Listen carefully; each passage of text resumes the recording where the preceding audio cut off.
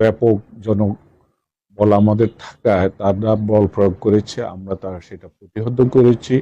আমরা আওয়ামী লীগ, যুবলীগ, ছাত্রলীগকে প্রতিহত করেছি, পুলিশকে প্রতিহত করে সেদিন আমরা লোটাস চত্বরে শেখ মুজিবের মুরাল, শেখ হাসিনার মুরাল, লোটাস কামানের মুরাল আমরা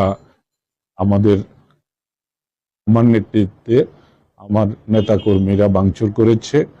100 ফিট লম্বা একটি নৌকা তারা তৈরি করেছিলেন খুব কারুকাজ করে, সেই নৌকা ভাঙা হয়েছে। এবং আমরা সারা বাংলাদেশে জাতীয়তাবাদী শক্তিকে আমরা জাগ্রত করেছি, আমরা শক্তি জুগিয়েছি, সাহস জুগিয়েছি।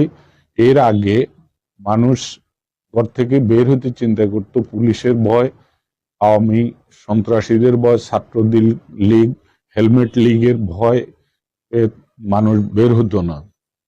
তারপরে মানুষ বের হওয়া শুরু করেছে, বিভাগীয় সমাবেশে লক্ষ লক্ষ লোকের সমাবেশ হয়েছে। 28 অক্টোবর পর্যন্ত আমরা সারা বাংলাদেশে অনেক কর্মসূচি আমাদের নেতা তারেক রহমানের নির্দেশে আমরা পালন করেছি।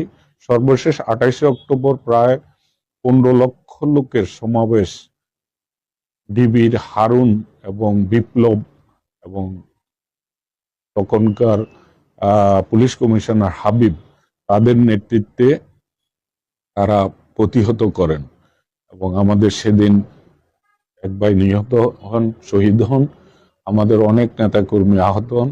সেদিন আমাদের নাঙ্গলকোট থেকে, আমার নির্বাচনী এলাকা থেকে প্রায় 5,000 লোক এসেছিল। তারা দিক বিদিক ছুটাছুটি করেছেন, অনেকে গ্রেপ্তার হয়েছেন। আবার নরসিংদী ট্রেনে যাওয়ার সময় নরসিংদী ট্রেন থামিয়ে সেখানেও গ্রেপ্তার করা হয়েছে। নরসিংদী কারাগারে আমাদের অনেক লোক ছিল, কেরানীগঞ্জ কারাগারে অনেক লোক ছিল, কাশিমপুর কারাগারে অনেক লোক ছিল।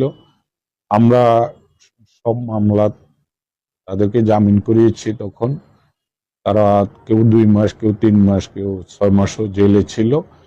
যাই হোক, আমরা আল্লাহর কাছে শুকরিয়া আদায় করি, বৈষম্য বিরোধী ছাত্র আন্দোলনের মাধ্যমে আল্লাহর ফয়সালা করে দিয়েছেন, আমরা একটা স্বাধীনতা পেয়েছি।